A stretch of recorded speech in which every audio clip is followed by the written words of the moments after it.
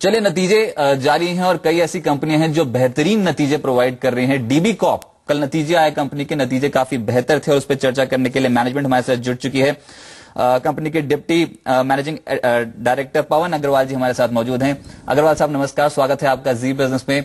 ये जो रेवेन्यू में ग्रोथ देखने को मिली है, साथ ही साथ एबिटा फ्रंट में अच्छा परफॉर्मेंस देखने को मिला है कंपनी का, की हाइलाइट्स क्या रहे नतीजों के?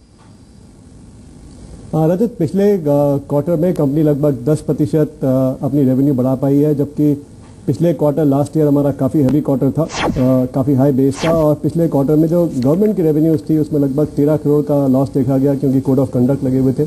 उसके बावजूद भी 10% की ग्रोथ आई है, और विज्ञापन में लगभग 8% की ग्रोथ आई है। टोटल रेवेन्यू कंपनी का 499 करोड़ हो गया है पिछले क्वार्टर में, और एबिटा जो है लगभग 144 करोड़ 29% मार्जिन के साथ।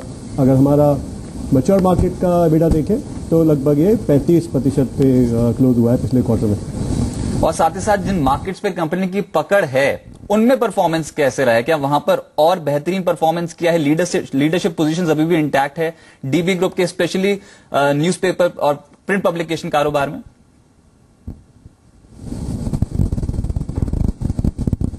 आप पिछले क्वार्टर में जनवरी में भास्कर ने डीबी कॉर्प में घटना से शुरुआत की थी। आपको बता दें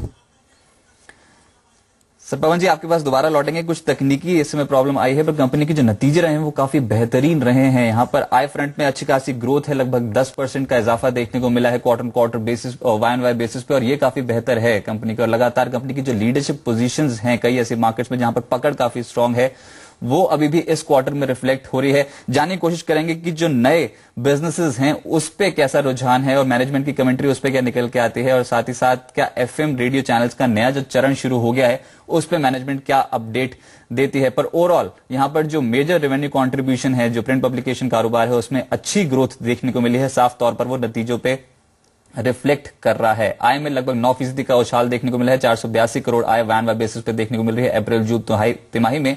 और साथ साथ मुनाफे में भी अच्छी खासी ग्रोथ देखने को मिल रही है, 4% का इजाफा देखने को मिला। अच्छे नतीजे, और वो साफ तौर पर बाजार पर अब रिफ्लेक्ट भी होते हुए नजर आएंगे। साथ ही साथ यहां पर कुछ और कंट्रीब्यूशंस हैं, जैसे कि एडवर्टाइजिंग रेवेन्यूज बढ़ते हुए नजर आए हैं। इसके अलावा यहां पर जानने की कोशिश करेंगे कि रेडियो बिजनेस की ग्रोथ आने वाले समय में कितनी इंप्रूव होती हुई नजर आएगी। ये काफी इंपॉर्टेंट इंडिकेशन रहेगा।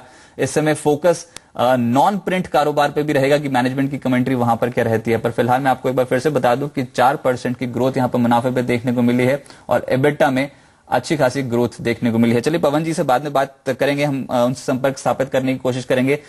पर इसी बीच पवन जी से संपर्क स्थापित हो गया। पवन जी माफ कीजिएगा, तो कुछ ऑडियो में डिस्टर्बेंस थी, पर मैं आपसे पूछ रहा था जो आपने लीडरशिप पोजीशंस बनाई हैं कई ऐसे राज्यों में जहां पर पकड़ काफी मजबूत है बड़े ब्रांड्स की, जैसे कि दैनिक भास्कर, आने वाले समय में क्या ये लीडरशिप पोजीशंस अभी भी इंटैक्ट रहेगी?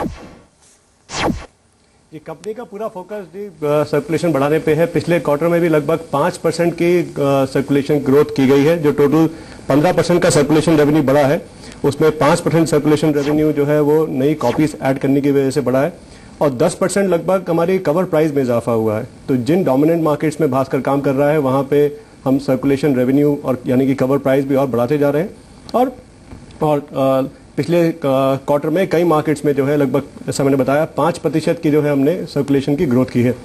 और जो नए मार्केट्स हैं बिहार, झारखंड, महाराष्ट्र, और तीनों मार्केट्स में कंपनी बहुत आशान्वित है उनकी ग्रोथ को लेके, उनकी लीडरशिप को लेके। कुछ और राज्य जो आप फोकस कर रहे हैं अभी, जैसे आपने बताया जो नए राज्य जोड़े गए थे, बिहार, झारखंड जैसे राज्य, वहां पर ग्रोथ कैसी नजर आ रही है? क्या वहां पर और पेनिट्रेशन कर रही है कंपनी? वहाँ पे सर्कुलेशन में कंपनी लगातार अपनी लीड बनाए रखी हुई है, पेनिट्रेशन कर रही है, प्रोडक्ट को और इम्प्रूव कर रही है। और लगभग ये सारे मार्केट जो है वो जितने और इसी के साथ साथ जो पुराने मार्केट्स हैं उसमें भी कंपनी का पूरा फोकस है सर्कुलेशन ग्रो करने का और कवर प्राइस बढ़ाने का। और जैसे आप पिछला क्वार्टर देखें तो हमारे जैसे FMCG, health care, real estate, ये तीनों सेक्टर जो है पिछले क्वार्टर में अच्छे परफॉर्म किए हैं।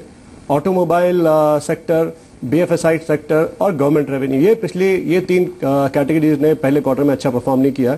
उम्मीद है क्योंकि ये तीनों कैटेगरीज में इस साल आईपीओ दाने हैं, बीएफएसआई में गवर्नमेंट की स्पेंडिंग, क्योंकि पहले क्वार्टर में कोड ऑफ कंडक्ट लगा था, वो इंप्रूव होनी चाहिए। और ऑटोमोबाइल सेक्टर नाउ अब ऑटोमोबाइल सेक्टर भी जो है अब नई कार लॉन्च करने की तैयारी कर रहा है, तो ऑटोमोबाइल सेक्टर से भी उम्मीद है कि वो ये तीनों सेक्टर अगर परफॉर्म करेंगे तो आगे की growth hopefully should be better than what we did last quarter. कितनी ग्रोथ आप देख रहे हैं? जो आपने बताया वर्टिकल्स में एड रेवेन्यूज कितना बढ़ता देखते हैं आप आने वाली कुछ तिमाहियों में? पिछले क्वार्टर 8% की टोटल ग्रोथ आई है। उम्मीद है क्योंकि इसमें 13 करोड़ हो गई, एक्चुअली डी ग्रोथ हो गई गवर्नमेंट में पिछले क्वार्टर में, वो डी ग्रोथ जो है नहीं होनी चाहिए। और ऑटोमोबाइल सेक्टर जो है वो पिछले क्वार्टर डी ग्रो हो गया। ये दो बड़े सेगमेंट हमारे पिछले क्वार्टर में डी ग्रो हुए हैं और बीएफएसआई डी ग्रो हुआ है। और ये तीनों सेगमेंट जो है, और रियल एस्टेट ने ठीक किया है, लेकिन रियल एस्टेट में उम्मीद है सरकार स्टेबल बनी है। नए मानसून जो है थोड़ा डिले हो गया इस बार, लेकिन मानसून अब जैसे कवर अप कर रहा है बहुत तेजी से, तो अच्छे मानसून और अच्छी पॉलिसीज के चलते जो है मुझे लगता है आगे we should be looking up.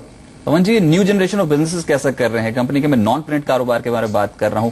यहां पर आने वाले समय में कितनी ग्रोथ की उम्मीद है कंपनी को? रेडियो बिजनेस ही देखिए, पिछले क्वार्टर लगभग कोई 20.5% की ग्रोथ मिली है रेडियो बिजनेस को। इबिडा जो है लगभग 35% का पहले क्वार्टर में रेडियो का आया है। रेडियो में जितने सेंटर्स में माई एफएम काम कर रहा है, उन सारे सेंटर्स में माई एफएम के पास लीडरशिप है लिसनरशिप में। ऐसे ही जो कंपनी का डिजिटल बिजनेस है उसमें भी जो हमारी वेबसाइट है हिंदी दैनिकभास्कर.com, दिव्यभास्कर.com गुजराती की, ये दोनों वेबसाइट अपने अपने डोमेन में सबसे ज़्यादा देखे जाने वाली साइट है, सबसे ज़्यादा लोग आते हैं इन पे साइट्स पे, और ये सेगमेंट भी जो है वो ग्रोथ में अच्छा कंट्रीब्यूट करेंगे। चलिए, और साथ ही साथ ये जो एफएम पॉलिसी है, नई जो गाइडलाइंस हैं, उसके हिसाब से क्या आपको लगता है कि एफएम रेडियो में अब नया चरण शुरू हो जाएगा? क्योंकि ये जो फेज 3 चैनल्स हैं, यहां पर इनको परमिशन है कि ये AIR कर न्यूज ब्रॉडकास्ट कर सके। इस खबर पे आप अपडेट क्या देख सकते हैं, और इससे क्या कंपनी को आने वाले कुछ समय में अच्छी खासी ग्रोथ की उम्मीद है? इससे निश्चित लगता है मुझे लिसनरशिप में अच्छी खासी ग्रोथ की संभावना है, क्योंकि रेडियो पे न्यूज़ आते ही जो अभी सिर्फ रेडियो पे गाने और शहर के छोटी मोटी कल्चरल अपडेट्स और स्पोर्ट्स के अपडेट्स मिला करते हैं, उसके साथ साथ जैसे ही न्यूज़ आएगी तो निश्चित ही सुनने वाले लोगों का रुझान रेडियो की तरफ और बढ़ेगा, लिसनरशिप और बढ़ेगी, और लिसनरशिप बढ़ने से जो ओवरऑल विज्ञापन चल रहे हैं रेडियो पे उनका रिस्पांस बढ़ेगा, और निश्चित ही वो उस विज्ञापन की आमदनी को बढ़ाने में साकार करेगा, और रेडियो के एज अ मीडियम उसका महत्व और हमारे लिसनर के लिए बढ़ जाएगा। शेयर होल्डर्स को आपका क्या मैसेज है? मेरा आखिरी प्रश्न होगा पवन जी आपसे, शेयर होल्डर्स को क्या मैसेज है, और आने वाले कुछ समय में, कुछ तिमाहियों में कंपनी की परफॉर्मेंस अब कैसे रह सकती है मार्जिन फ्रंट पे और साथ साथ रेवेन्यू आई फ्रंट पे? कंपनी इस बात पे, कंपनी रीडर सेंट्रिक अप्रोच चलाती है। कंपनी इस बात पे स्थिर है कि हमारे जैसे जैसे हमारे रीडर की नीड्स बढ़ती जा रही हैं, कंपनी उस डायरेक्शन में बढ़ती जाए उनकी नीड्स को सेटिस्फाई करने के लिए। ये हमारा एक मूल मंत्र है हमारी रीडरशिप को बढ़ाने के लिए। अगर हमारी रीडरशिप बढ़ेगी और सर्कुलेशन डोमिनेंस बढ़ेगी, उतना उतना हम अपने विज्ञापनदाताओं को बेहतर रिटर्न दे पाएंगे और उससे बेटर वैल्यू फॉर मनी दिखा पाएंगे।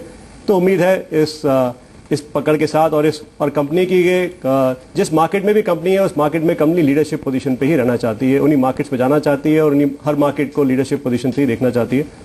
हम और कोई बिजनेस इसके अलावा नहीं करते हैं और कोई और नई टेरिटरी में नहीं जाते हैं जहाँ पे लीडरशिप स्टैब्लिश नहीं हो पाए। पवन जी, बहुत बहुत शुक्रिया अपना कीमती समय जी बिजनेस को देने के लिए, नतीजों पर चर्चा करने के लिए। तो बेहतरीन नतीजे डीबी कॉर्प ने पोस्ट किए हैं, और मैनेजमेंट का कहना है कि आने वाले समय के लिए भी ग्रोथ बरकरार रहेगी। जबरदस्त इस समय रुझान देखने को मिल रहा है। इस काउंटर में 1.7% की बढ़त देखने को मिल रही है। ग्रोथ पर कंपनी का फोकस है। चलिए आगे बढ़ते हैं, और अविनाश गोरखशेखर जी हमारे साथ